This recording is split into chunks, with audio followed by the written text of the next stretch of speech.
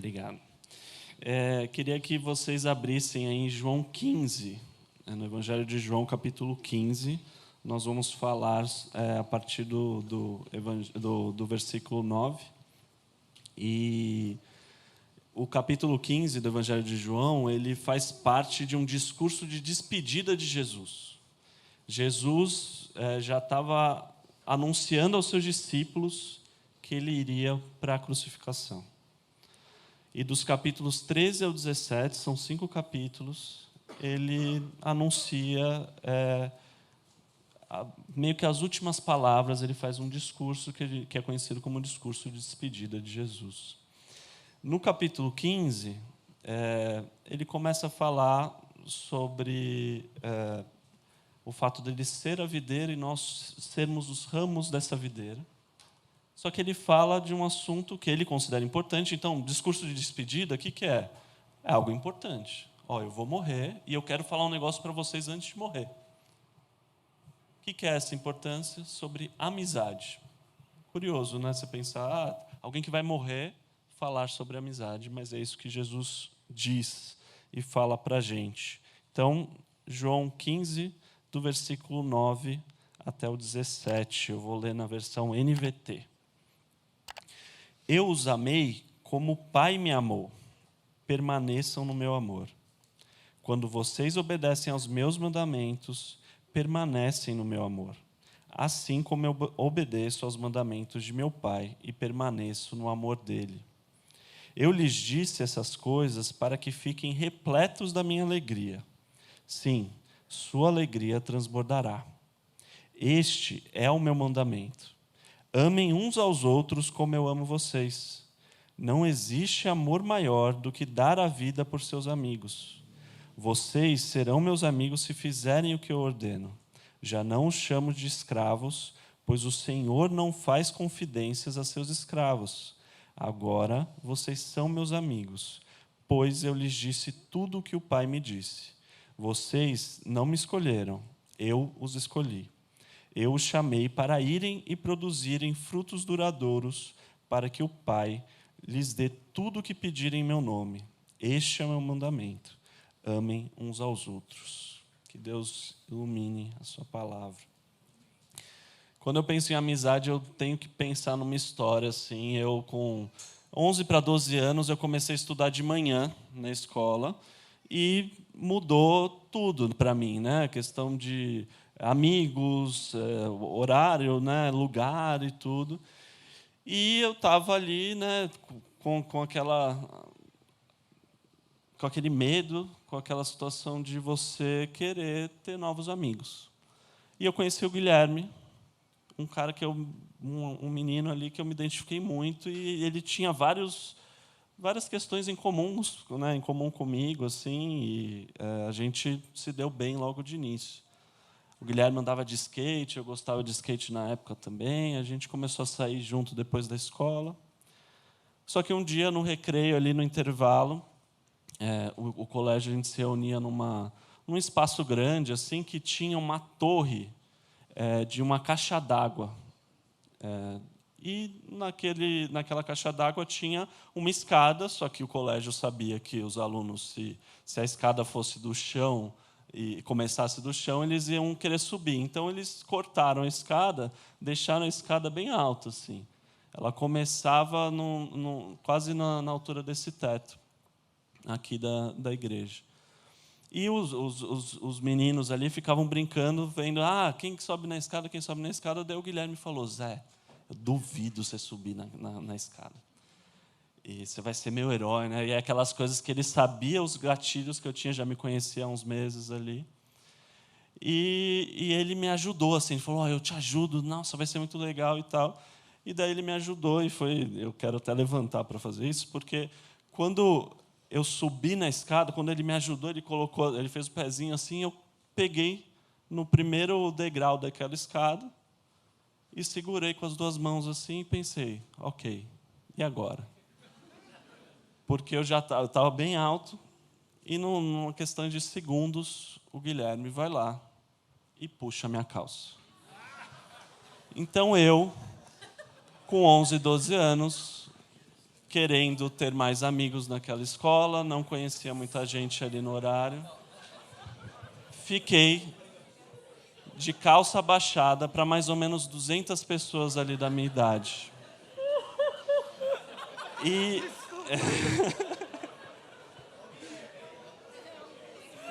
E eu lembro que assim, eu fiquei, pendurado e já estava difícil com as calças levantadas pensar no que fazer.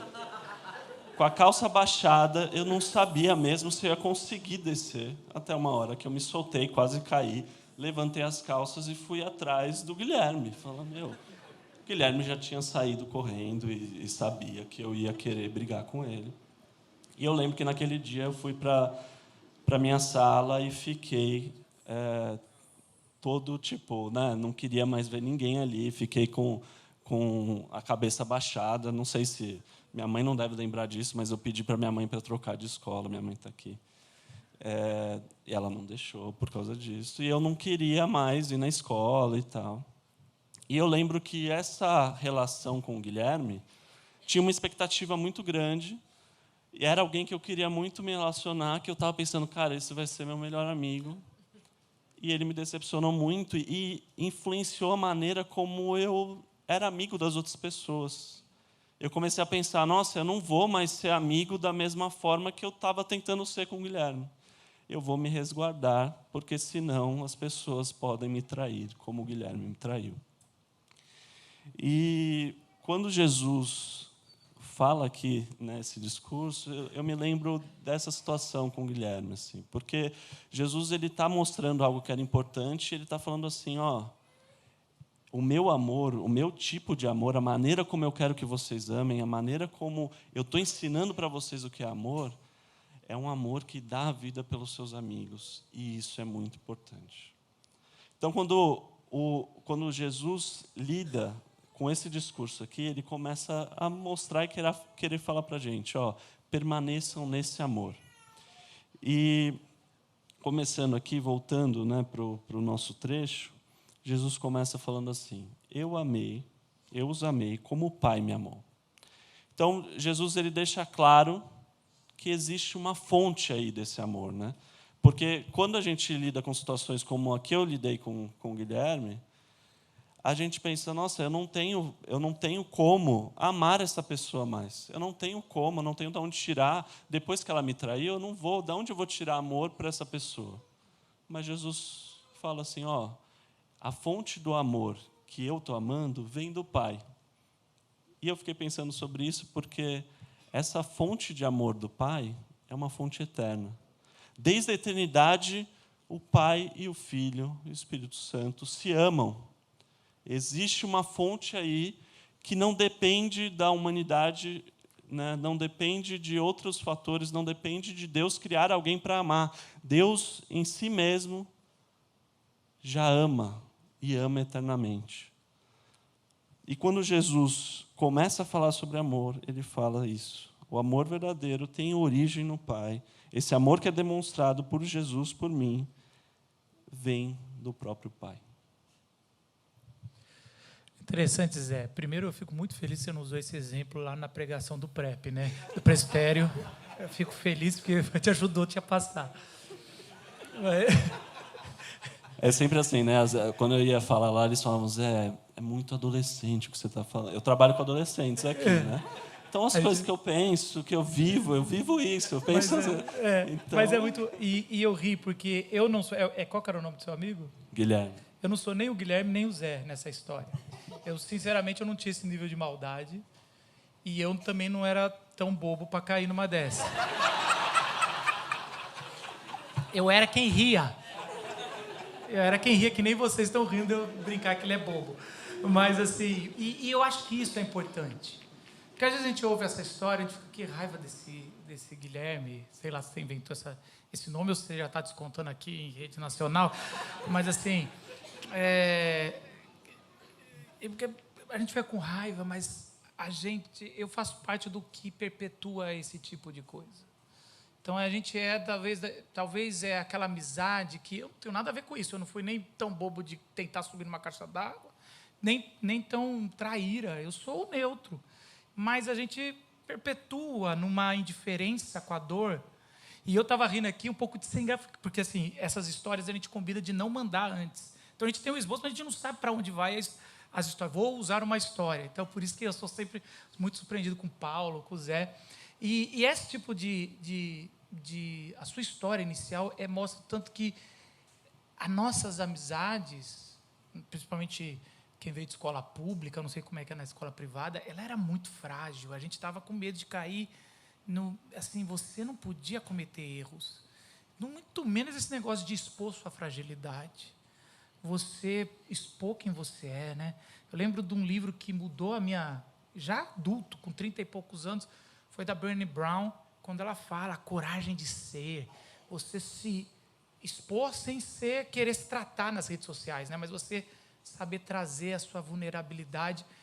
E isso é lindo da amizade, dessa amizade genuína. E a gente só tem essa amizade genuína em Jesus. É uma coisa de fé. Depois vem com o casamento e até com o filho, mas a gente é tão machucado com as nossas histórias que a gente acha que a gente está resolvido, mas a gente está com essa marca de não vou me abrir, amizade é tudo traíra, só minha esposa e olhe lá, ou só minha mãe, meu pai, olhe lá. Eu tenho um trauma também, deixa eu contar também, eu tenho um trauma de leitura em público. Eu não sei porquê, hoje, depois, com os novos conhecimentos, o Gustavo sempre fala, Marcos, você é dislexo e você tem TDAH, ele já bota uma lista ali, eu falo, mas eu nem sou diagnosticado. Ele falou, não precisa ser diagnosticado, a gente sabe. Os pastores aqui todos dizem isso, a gente sabe, Marcos. Então, não luta. E é interessante que, assim, e eu fui para uma área de interpretação da leitura, sabe, hermenêutica, de alguém que tem um trauma de ler em público. Você é que nem o Batman, tinha medo de morcego e foi E aí eu fui virar o morcego, né? Exatamente isso, gostei dessa analogia. E aí essa Você é o Batman na analogia, né? Não tem como... Você é o Batman na analogia, não tem como você não gostar. É verdade.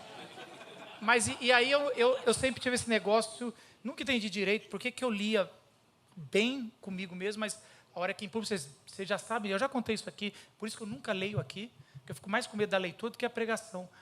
E aí, esses tempos a gente foi nesses escape com uma família, e a minha afilhada tem 7 anos, e a gente estava com esse casal, e tinha que ler pra caramba para sair do escape em 1 hora, e ela lia extremamente bem, e meu filho reparou isso. E aí, quando eu ia ler para todo mundo, aí meu filho chegou e falou, ô pai, por que a Ana, de 8 anos, lê muito melhor que você? E eu lembro, eu não tenho problema nenhum de contar isso aqui, mas eu lembro que quando ele falou isso, saiu um monstro. Eu queria esmagar ele. E eu quase me senti, eu estava vendo que minha resposta, eu não cheguei a responder assim, mas estava de uma criança de 7 anos. E você que perdeu os dentes da frente? Sabe assim? Eu falei, caramba, ele cutucou alguma coisa. Olha só, os psicólogos falam que a gente tem que elaborar, e na minha cabeça estava muito elaborado, porque há 10 anos atrás eu não falaria aqui para vocês, mas eu estou num lugar seguro, que é a minha igreja, e também dane-se, isso é óbvio, é o que eu tenho. E a gente acha, já elaborei, e já está resolvido. E está mesmo, se qualquer um de vocês vier me zoar, está resolvido, eu sei que eu tenho outras qualidades, só que o meu filho, eu não estava preparado. Então, assim, essas coisas de amizade, uma coisa besta como essa, está tão enraizada, e eu queria que você pensasse o que colocaram lá dentro, essa bomba, que é uma bomba relógio, que a gente já elaborei, eu já fiz, mas às vezes ela é acionada sem querer por alguém que está muito próximo, e a gente explode com alguém que não deveria tomar. E isso só Cristo nessa amizade. E eu sei que depois eu falei, caramba, e eu falei, filho, é assim mesmo. E esses dias eu estava estudando com ele, ajudando ele a ler melhor. E ele entendeu, filho, isso aí é uma coisa que eu tenho, vamos ver se um dia vai sair.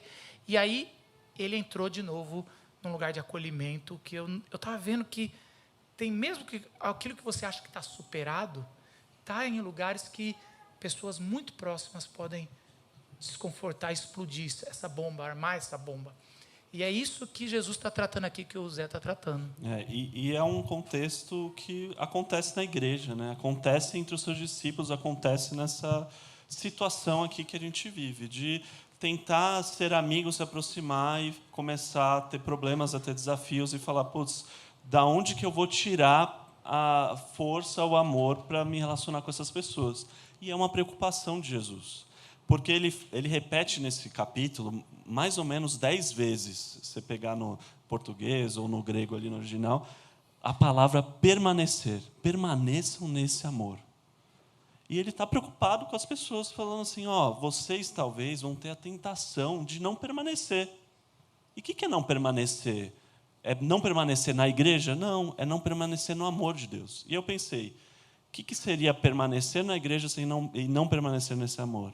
É talvez ser zeloso com as coisas de Deus e colocar as coisas de Deus como, nossa, eu estou servindo a Deus, estou buscando ao Senhor, estou ajudando na igreja, estou fazendo as coisas, mas você deixa o relacionamento com as pessoas, o amor que você pode ter, que você deve ter, que Jesus ordenou para que você tivesse, com as pessoas ao seu redor, com a pessoa que está sentada do seu lado, com a pessoa que está servindo do seu lado.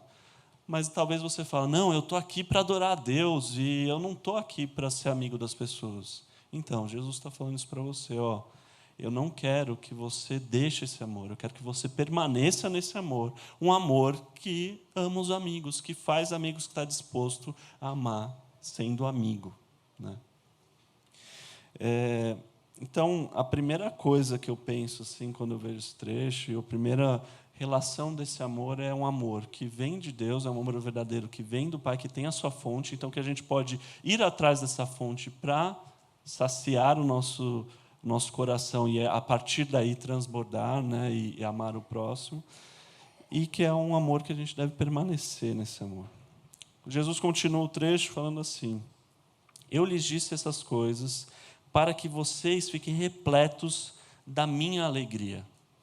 E quando ele fala isso da minha alegria, eu lembrei também de uma situação onde, quando criança e tal, vi uns quadros de Jesus assim e fiquei super espantado com aquilo. E falava, nossa, Jesus, eu não conhecia, né, não ia na igreja, tudo. Eu falei, nossa, Jesus é um cara triste, é um negócio que traz uma tristeza, eu não quero isso para a minha vida, né? Quando eu ouço Jesus vendo isso daqui, falando isso, né, a minha alegria, vocês vão ser repletos dessa minha alegria, eu me remete a isso e falando, nossa, quantas pessoas talvez não têm essa mesma impressão sobre Jesus, né? E o Evangelho de João, nesse Evangelho mesmo, ele demonstra um pouco, dá sinais de que Jesus era um cara alegre e que as pessoas gostavam de ter a presença de Jesus junto com ele. Né? Jesus era convidado para casamentos, Jesus estava nos lugares, as pessoas iam atrás dele. Então, Jesus era alguém alegre e que as pessoas queriam estar ao redor. Só que outro motivo que talvez me deixa incomodado, estranhando esse trecho aqui, que Jesus fala, vocês vão ser alegres, mas vocês têm que obedecer meus mandamentos. E eu olho e falo, nossa, mas mandamento não é feito para a gente ser alegre, né? A gente até está aqui, né, entre os pastores, preparando uma série sobre os 10 mandamentos, e até uma das coisas que a gente vai falar, é um spoiler aí, não sei se eu poderia falar isso, mas, não, né? Mas a ideia é que mandamento traz um sentimento para a gente de algo que é ruim, de algo, eu tenho que obedecer isso para ser salvo, para ser uma boa pessoa, mas nunca algo que vai te fazer bem, nunca algo que vai te deixar alegre. Só que o que Jesus relaciona, o amor dele aos mandamentos, ele fala assim, se você viver isso, viver esse amor, viver esses mandamentos, você vai ser alegre, é uma alegria que transborda, algo que ele, né, no versículo 11, na versão aí da NVT, fala assim, sim, sua alegria transbordará. E qual que é o mandamento? Este é o meu mandamento. Amem uns aos outros como eu amo vocês. Então, pensando nessa questão de alegria e tudo, a gente tem uma cultura hoje que fala assim, né, você tem que ser alegre e satisfeito sendo você mesmo, estando você sozinho no seu canto, você tem que ser pleno. E você sendo pleno, sozinho no seu canto, aí que você vai estar bem, aí que você estará perfeito e alegre. Porque daí a sua relação... E tem alguma dose de verdade. Só que quando Deus cria a humanidade, quando Deus cria o ser humano, e o trecho lá de Gênesis, que a gente já falou aqui na igreja, no passado teve uma série de Gênesis 1 e 2, muito boa, eu recomendo que você acesse no YouTube, caso você não tenha visto. Em Gênesis 2, Deus fala assim, não é bom que o ser humano esteja só, que o homem ali, Adão, esteja só. E quando a gente pensa nisso, a gente pensa, então talvez Adão ali ele era imperfeito, porque ele precisava de alguém. Não, isso daqui é antes da queda. Antes do ser humano estar em contato com o pecado, ele precisava de alguém. A perfeição de Adão é o que faz ele precisar de alguém. A perfeição de Adão é o que faz ele querer viver em comunidade. O que a Bíblia coloca para a gente é que não é a queda, não é o nosso pecado que faz a gente querer e precisar estar com outras pessoas, mas é justamente ao contrário. Jesus, na sua perfeição, ele vai até nós, ele vem até nós, ele vai em direção a discípulos, a pessoas que ele vai caminhar junto. Tem até uma piada que fala assim, nossa, o verdadeiro milagre de Jesus é ele ter feito 12 amigos depois dos 30 e ter mantido esses amigos e encontrado eles bastante. Demonstra isso, a nossa cultura, depois você vai ficando velho e fala assim, não, amizade é algo que você faz quando você é criança e nunca mais mantém. Mas não, isso está errado. A maneira como Deus criou a gente é para que a gente viva, a gente seja atraído pelo outro, por essa proximidade, por esse amor de amigo. Um amor verdadeiro que você pode contar, que você pode ir atrás e pode se relacionar.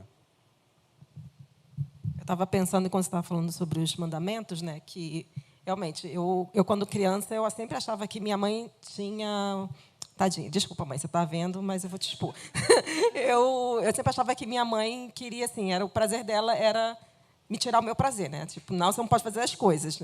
Sei lá eu lembro que eu estava conversando com o Paulo, que eu lembro que teve uma Páscoa que eu ganhei um ovo de Páscoa enorme. Para mim, como criança, era enorme. E tinha um tempo que eu deveria comer aquele ovo de Páscoa. Assim, era um pedacinho por dia e eu não lembro o que eu consegui, mas eu acabei com aquele ovo de Páscoa em 2 dias. Mas eu comi muito chocolate. E aí, na minha mente, era assim, qual o problema? Eu estou sendo feliz. E minha mãe, claro. Só que o que aconteceu foi que eu tive uma das piores... infecções intestinais da minha vida. Meu pai viajou, foi um tormento para minha mãe e para mim, porque eu tive febre alta, estava até conversando com o Paulo que eu cheguei a delirar de febre tão alta. Consequência, depois disso foi que eu fiquei umas 3 Páscoas sem ganhar chocolate, porque eu não era mais confiável. Mas essa era a minha mãe conversando comigo, assim, tipo, eu não estava te proibindo de comer chocolate porque eu não quero que você coma chocolate, mas eu estou pensando no seu bem. Então, assim, demora muito para a gente às vezes, entender que o limite que é colocado, que os mandamentos são limites para proteção. Não é para você estragar o prazer. E Deus está realmente querendo falar assim, tipo, olha, eu estou botando esses limites aqui como uma proteção. Eu vejo desde o Éden, assim, não coma daquela árvore. Não é por... Você tem todas as outras frutas, todas as outras coisas para aproveitar. Apenas essa daqui você não toque, porque se você cruzar esse limite, você vai morrer. Então, assim, a gente não era estraga prazer, mas realmente era proteção, era para dar mais vida, para aproveitar melhor a vida. Eu acho assim, esse negócio da alegria verdadeira em Cristo. Eu quero trazer uma coisa importante que muitos têm pouco, que é a amizade cristã. E eu cresci em família cristã e acampamentos, igreja. Então era muito comum e eu fui ter amizade não cristã depois, mais adulto. E eu não entendia a diferença, Então a gente vai desprotegido, com a guarda baixada. Amigo é amigo. Sabia que são os amigos. Hoje os meus melhores amigos trabalham aqui, É uma alegria, é uma igreja de pastores amigos. Você é com a guarda baixada, com a calça desamarrada. Exatamente isso. A gente vai desprevenido. E, por exemplo, para homem, é muito difícil.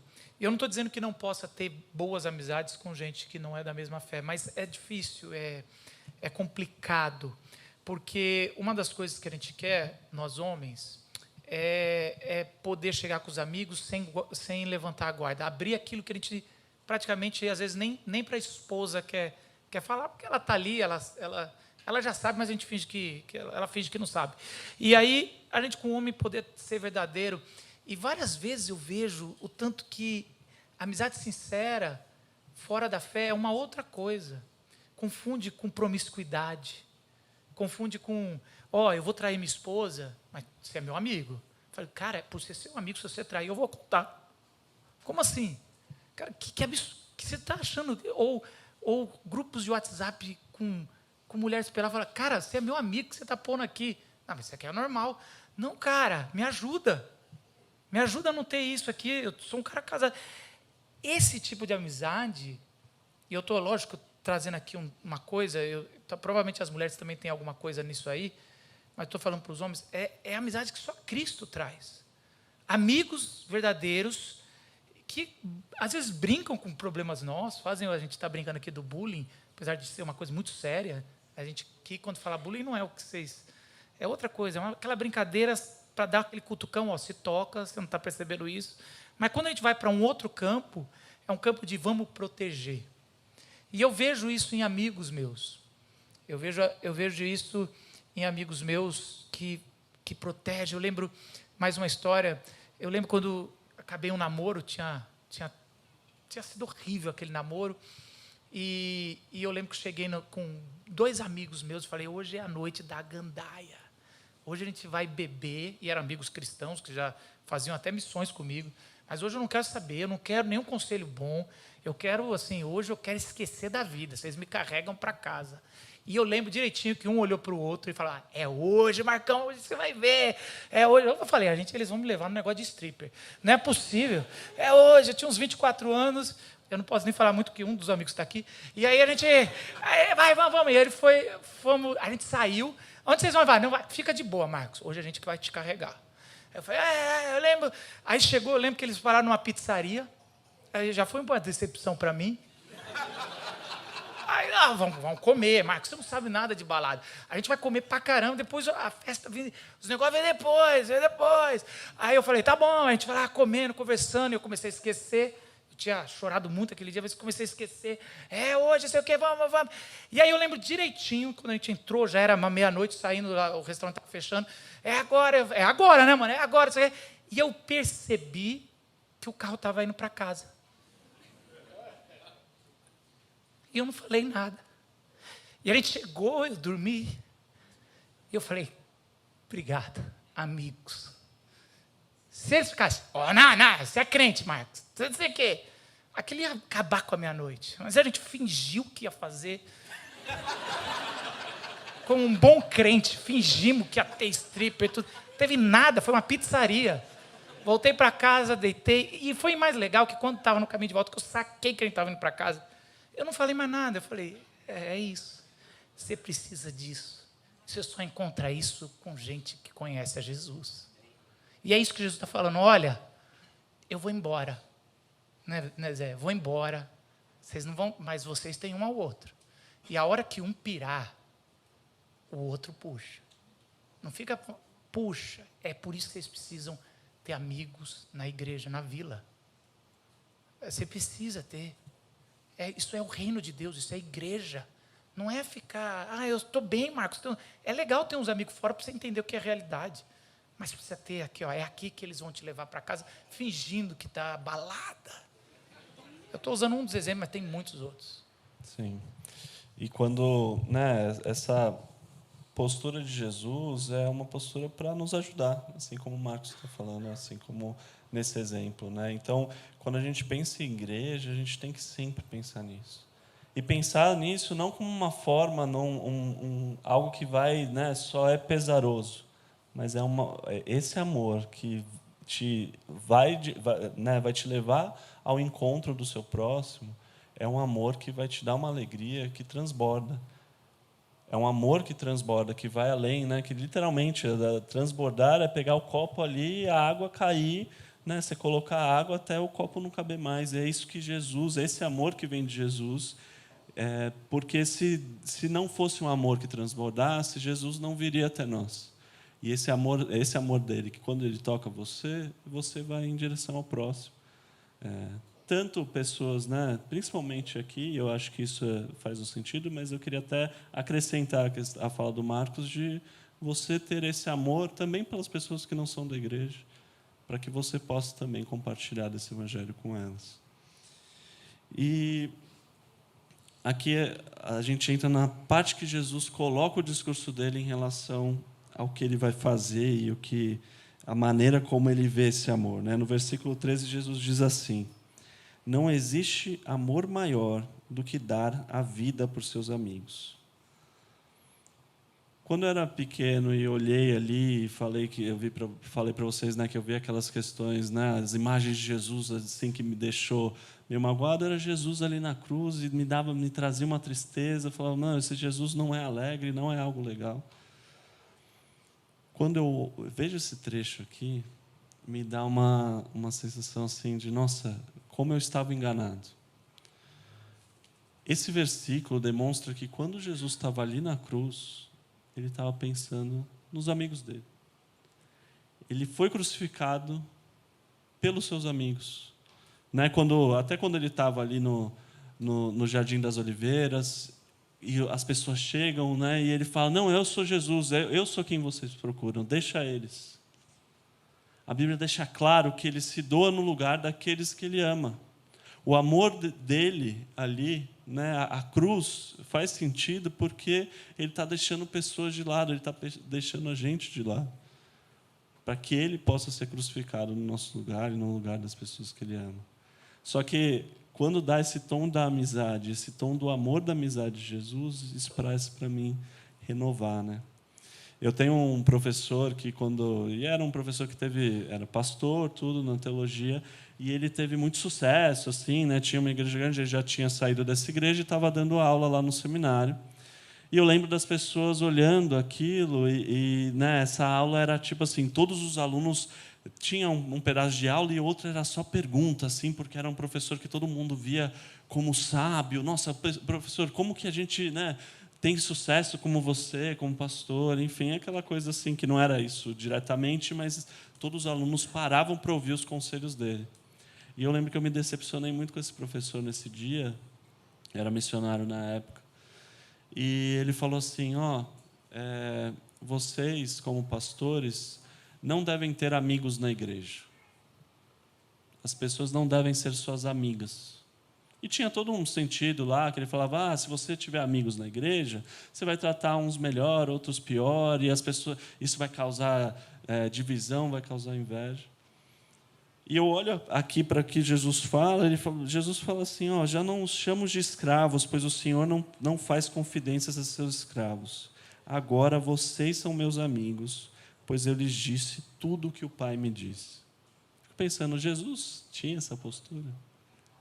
Jesus veio para cá para, né, angariar servos e só isso? Imagina se, né, Jesus e o Pai conversando e falando assim, Jesus, você vai lá, vai né, lá com aquelas pessoas e Jesus falando assim, mas eu não quero ser amigo deles, né? Vai ser ruim, porque eu vou tratar lá Pedro, Tiago e João melhor do que os outros, ou vou ter 12 lá. Não, você tem que ser amigo deles. A postura de Jesus, ela é completamente oposta daquilo que eu ouvi daquele professor, né? E isso me marcou muito, assim, tanto essa fala quanto pensar nesse trecho aqui no que Jesus faz. Porque o amor de Jesus, o amor verdadeiro que Jesus está falando que vem do Pai, é um amor que está à procura de amigos. É um amor que vai em direção a pessoas não serem só servas de Deus. É um reino onde o rei vem para reinar, e claro, vocês são servos, vocês são meus servos, mas vocês já não são só apenas servos, vocês são amigos. E naquela cruz eu vou morrer não pelos meus servos só, eu vou morrer pelos meus amigos. A gente, na igreja, tem um versículo que talvez a maioria das pessoas aqui que cresceu na igreja conhece, que é João 3,16. Deus amou o mundo de tal forma que deu o seu Filho unigênito para que todo que naquele crê não pereça, mas tenha vida eterna. E eu queria terminar hoje, concluir aqui a nossa mensagem, a nossa reflexão, convidando você a decorar 1 João 3,16. Queria que você abrisse aí na sua Bíblia, se puder colocar ali na TV. É o mesmo número, né? 3,16, e é João também, só coloca um na frente. 1 João 3,16. 1 João 3,16 diz que Jesus, né, nisto conhecemos o que é o amor. Jesus Cristo deu a sua vida por nós e devemos dar a nossa vida pelos nossos irmãos. Quando a gente olha para o amor de Jesus, vê esse amor que vem do Pai, vê esse amor sacrificial por nós, o nosso convite imediato, o que o Espírito Santo guia a gente para fazer, é para que a gente possa dar vida por essas pessoas, pelas pessoas que estão ao nosso lado. E na nossa incapacidade de fazer isso, eu lembro aqui novamente dessa história com o Guilherme. Se eu olhasse hoje e falasse, nossa, eu não consigo amar o Guilherme depois do que ele fez, depois do que ele me traiu, depois dessa amizade que não foi correspondida. Então, talvez você pense assim, não, mas na igreja tem pessoas ruins, tem pessoas que vão me trair, vão fazer tal coisa assim. A vila não é perfeita, nenhuma igreja vai ser perfeita, ninguém é perfeito. O pecado vai estar sempre contaminado nas nossas relações. Mas a graça de Deus age em nós a partir disso. A partir de um amor que, quando não é correspondido, a gente vai até o Pai, a gente vai até Cristo. E nessa fonte de amor a gente se abastece para que a gente possa transbordar. Se hoje você se sente seco desse amor, se hoje você sente que não tem essa disposição, não tem esse desejo de permanecer nesse amor, num amor que você não acha lá, que você possa recorrer a Jesus. Recorrer ao amor de Jesus que falou assim, eu sei que você não é meu amigo agora, mas eu dou a minha vida por você, antes mesmo de você ser meu amigo. O apóstolo Paulo diz que Jesus morreu por nós quando éramos ainda pecadores, quando nem poderíamos sequer dar valor para aquilo que Jesus faz, para aquilo que Jesus fez. Então, o nosso convite, o convite que Jesus faz para nós é da gente fazer o mesmo, viver o mesmo. As pessoas não vão dar valor para esse amor, talvez, que você está disposto a dar. Mas saiba que alguém fez isso por você antes, e é ali que você bebe dessa fonte. E bebendo dessa fonte você vai viver isso. Que a gente, nessa graça, nessa direção, nesse caminho, possamos viver. E hoje, eu quis pensar nesse trecho hoje, na minha ordenação, porque é algo que eu acredito que marca o que a gente está fazendo aqui. Tanto eu como pastor, vocês aqui, todo mundo como irmãos em Cristo. Entendendo o que a gente está aqui para fazer, que a gente está aqui para viver. Esse amor. Ore comigo, abaixe sua cabeça. Vamos orar para Deus nos conduzir, nos ajudar nesse caminho.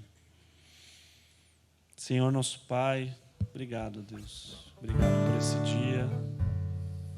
Obrigado pela sua graça que transborda em nós, Deus. Obrigado porque nós somos convidados para viver um reino onde nós somos os servos e o Senhor é o nosso rei.